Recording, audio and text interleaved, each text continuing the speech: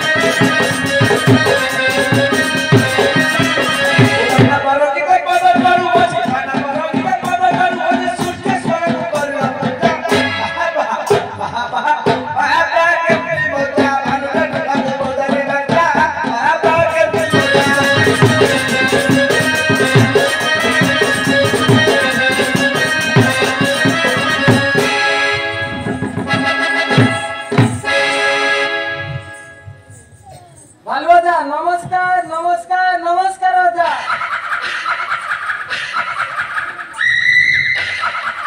अरे नाती तो का नमस्कार नमस्कार नमस्कार अरे नाती तो का ये असमय रे ये जंगल को तो काहे के आसी रे भालो जा ए कपिलास पर्वत तू शिकार करबा तू अरे नाती तो का ये कपिलास पर्वत रे तू की शिकार पाइबी एठी के आसी अरे आसुनु देखे देखे देखे देखा जाउछ ना से एकाब्र कारण से एकाब्र कारण को चाली जा सेठी मयूर मयूरी सुवासानी राजहंस कपत कपति इत्यादि इत्यादि पक्षी पाइबू तू एही तो कर की शिकार पाइबू भालो जा सत कहउछ तो एकाम्बर कानन सब किछ पक्षी मिलले अरे लाटे का मु कोन तो केबे मिछ कहबी आ कोन अजा सत कहउछ अरे सतरे सत कथा कहूची काल आसु जा जा जा जा